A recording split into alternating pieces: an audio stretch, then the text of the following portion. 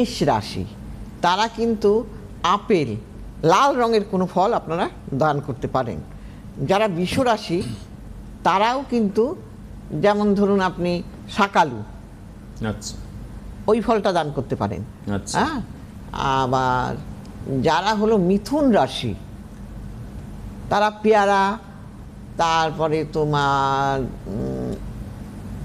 শশা, এই ধরনের ফল আপনারা দান করতে পারেন।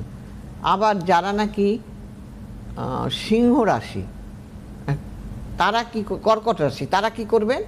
কর্কট রাশির মানুষরাও কিন্তু আপনারা ওই তোমার ওগুলোকে কী বলে, ছোট ছোট ফলগুলো সাদা সাদা মতো, যাই হোক, আপনারা ওই লিচুও দিতে পারেন, কিন্তু সেই লিচুটাকে খোসা ছাড়িয়ে দিতে হবে, সেই ফলটা দান করতে হবে ঠাকুরকে। মানে সাদা রঙের হতে হবে? হ্যাঁ, সাদা হতে হবে।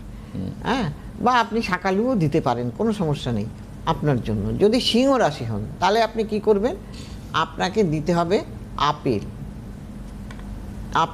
আপেল নয়, কমলা লেবু আপনি দিতে পারেন। হ্যাঁ, আবার যারা নাকি কন্যা রাশি তারা কি দেবেন? তারাও কিন্তু আপনারা দিতে পারেন, ওই পেয়ারা দিতে পারেন, আপনারা পেয়ারা দিতে পারেন, আবার শশা দিতে পারেন, এগুলো আপনারা দিতে পারবেন। আবার যাদের নাকি তুলা রাশি, তুলা রাশির লোকেরা কি দেবেন? তুলা রাশির লোকেরা আপনারা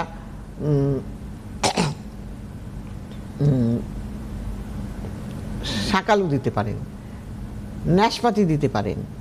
আবার যারা নাকি বৃশ্চিক রাশি, বৃশ্চিক রাশির মানুষেরা কিন্তু আপনারা আপেল দিতে পারেন। হ্যাঁ, এবং আপনারা লাল রঙের যে আমগুলো হয় ওই আমও দিতে পারেন। আবার যারা নাকি ধনু রাশি তারা আপনারা দিতে পারবেন কলা দিতে পারেন। হ্যাঁ, আবার হলুদ রঙের যে কোনো ফল আপনারা দিতেই পারেন। আবার যাদের নাকি মকর রাশি, মকর রাশির মানুষেরা কিন্তু আপনারা কালো জাম দিতে পারবেন। হ্যাঁ, আবার কুম্ভ রাশি যারা, তারাও কিন্তু আপনারা কালো জাম দিতেই পারেন। যাদের নাকি মীন রাশি তারাও কিন্তু হলুদ কলা দিতে পারেন, এই হলুদ, হ্যাঁ, বেশ পাকা হলুদ রঙের কলা, এটা আপনারা দিতে পারেন। কাজে এইভাবে যদি ফল দান করতে পারেন তাহলে কিন্তু আপনাদের মনস্কামনা পূর্ণ হওয়ার জায়গা থাকে। অতএব আপনারা ফলহারিণী অমাবস্যার জন্য ফল পেতে এই ফলগুলো মায়ের কাছে দান করুন।